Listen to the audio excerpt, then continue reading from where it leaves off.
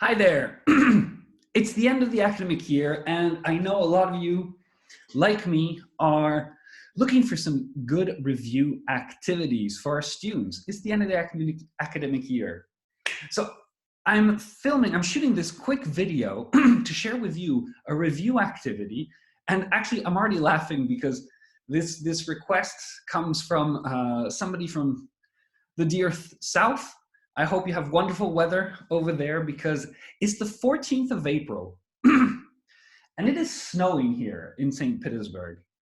It's snowing. I have no words. I hope you have good weather at least. So let's get back to our activity. I'm going to share my screen with you. There we go. Oh, I'm already on it. Let me show you how I found it first. So the whole idea, it came up because we were talking about review activities with a teacher, how you can do a lot of drilling, things like that. There are a lot of activities, we call them practice two, activities that are very adapted for review to help students consolidate their grammar and everything. And I mentioned also a project. It's a project I decided to make a video because I think it's going to be very useful to a lot of you out there. So look, I'm gonna deselect grammar. We're gonna go for projects right here and review activities. I'm just gonna search, there we go. So there are a few, but the one I really wanna show you is this one, your very own soap opera. Now, there are so many different ways you can use this activity. Of course, you got it. The main idea is to design your own soap opera. You can put students, of course you can do it individually. I find it more interesting if students do it in pairs or in small groups. And they're all going to design their own new soap opera. The materials, all you need basically is this. These are the instructions, and these are pictures, characters for the soap opera. So how do I use this to revise with my students? And pretty much any student from A2 to C1, C2 level can do this activity. I'm going to adapt it to them, to their level, to their interests. So soap opera. Well, let's start from the beginning. First, we're going to revise really the basic stuff here. I'm going to give these characters to the different groups, and I'm going to ask them to first define the characters, define the soap opera. So what are the relationships here? Who are these people? What are their jobs? What are their interests, their hobbies? What are their relationships? How do they relate to each other? And here you can revise so many things. Of course, you're going to revise present simple, to be, in terms of grammar, but loads of vocabulary as well on hobbies, jobs, occupations, relationships, character adjectives. You can devote a part of this project to the students giving 2 or 3 character adjectives to each of these characters for their soap opera. And there you have it. You've done the first step of this project. You've defined who these people are and probably the name of the soap opera, the setting where they live. This is the setting of our soap opera, but hey, not good enough, not good enough. So this soap opera it went through the first stage of process. It went through the defining stage. What are we going to do now? We need a first season.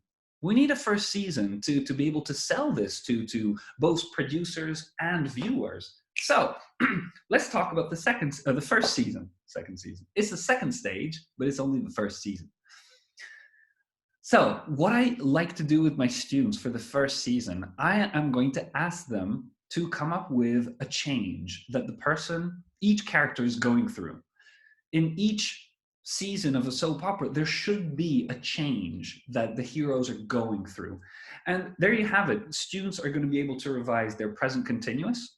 He is doing that, she is doing this. they are going through this. They're going to be able to revise their narrative tenses if you wish, to explain some background why this change came up in the season. Used to, be get used to as well for higher levels. Report speech, reported questions. She said that my husband, blah, blah, blah, so I'm taking revenge this season. Something like that. It's a soap opera. That's the wonderful thing about this activity, is that you can always over-exaggerate all the feelings, all the actions. Everything should be over-dramatic. So if your students are A2, A2, B1 level, you keep things to present simple for the for defining, present continuous for the changes of the first season, maybe used to, and past simple, maybe past continuous to explain how what brought up this change in the first season. Loads and loads of fun, and your students are going to tell them, over exaggerate everything. This is a soap opera. We need to be dramatic. We've got the first season. Well, you would assume the next stage is the second season, right? There's an activity that I love doing with my students for your own soap opera at this stage is the casting. This is loads of fun. Get the different groups to think of a defining moment for one or two of these characters, and they're going to write a script, a short script. It should be a 2-3 minute action in the middle of your soap opera. And the students are going to use this to cast actors. So they're going to give the scripts to other groups, and the other groups are going to perform the scripts, and the original group are going to vote and decide who the best actors are for their soap opera. It's loads of fun, and guess what? Lots of revision as well. Here, you can focus on intonations, on adjectives, on adverbs. How did he say it? Angrily, lovingly. This is also a great stage for students. It's loads of fun. Students get very creative with this because it's their soap opera, okay? It's theirs. This is their project. I've always had loads of fun and loads of success with this activity. It's their project. So casting, stage 3, and adverbs, adjectives, emotions, intonation. Then stage 4, yes, we need a second season. You can, of course, carry on with this process and continue season 3, 4, 5 throughout your course. If not, you do at least need some kind of conclusion, a cliffhanger at the end of the first season, and give your students the opportunity to plan the second season. If you don't have time in class, this can be a very good writing homework as well. The second season, you can focus your revision on future tenses. What is going to happen in the next season? We have this cliffhanger, and we know what happened to all the characters at the end of the first season. What is going to happen? What might happen? What will happen? Second season, you revise all the future tenses as much as you like, and that's just you as a teacher. You control the activity, so it's up to you. You can really use this part of the project to try to elicit and try to revise future continuous and future perfect as well, if your students know it. Finally, so you can continue with the third season, fourth season, and so on, as long as your students are eating it up. It's a great way as well to introduce collocations, idioms, things like that, phrasal verbs. You do want at one point to wrap things up. This was a great project, but guys, we can't carry on doing this forever.